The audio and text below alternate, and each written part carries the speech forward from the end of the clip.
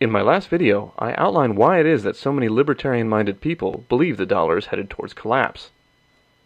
If you're new to this subject, it's natural to assume that we're all exaggerating, and are probably overstating the problem in order to scare people for our own personal gain, whether it be for votes, money, or YouTube popularity.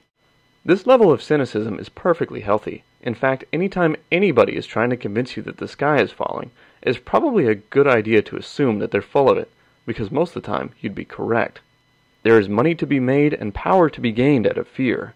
Anyone who believes everything they're spoon-fed by a person or political party is probably an idiot. Regardless of who your idols might be, they're human after all, so always keep that in mind. That said, there are plenty of reasons to believe we're on the path towards a collapse in the dollar. Most of them are historical. First of all, there's only one way to avoid a collapse in our currency, and that is to stop printing money. This sounds simple enough, but as I explained in my last video, to do this, you must first balance the budget.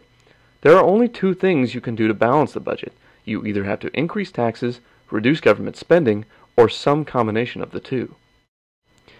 If you know your history, you know that the only time our budget has been balanced within the past 40 years was a brief period that occurred a decade ago under President Clinton.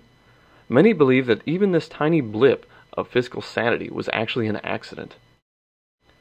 As you can see from this graph, never in his 8 years in office did Clinton ever reduce government spending. The reason the budget became balanced was in small part due to an increase in individual income taxes, but mostly due to an unexpected increase in tax revenues due to the boom and bubble in our economy occurring at the time.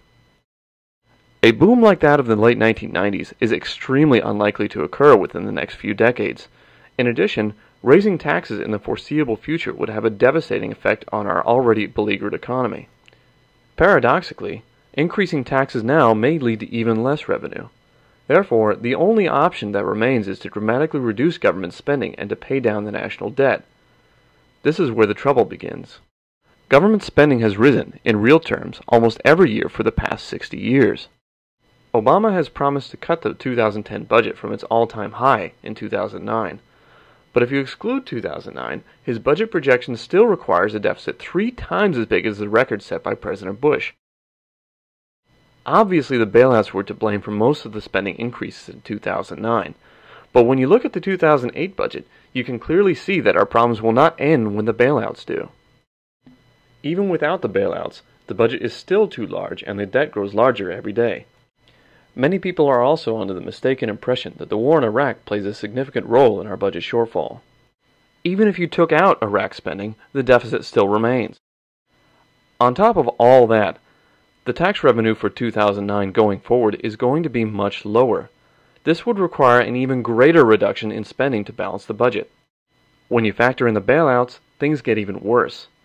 Even by extremely conservative estimates, like the one provided by the government itself, our debt will overtake our GDP in less than 2 decades. So what do you think?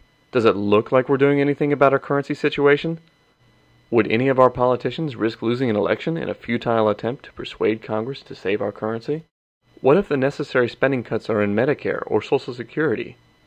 Coming out in favor of cutting either of those programs is practically a death sentence to a politician's career. With all that in mind, do the warnings of hyperinflation and collapse in the dollar seem all that far-fetched?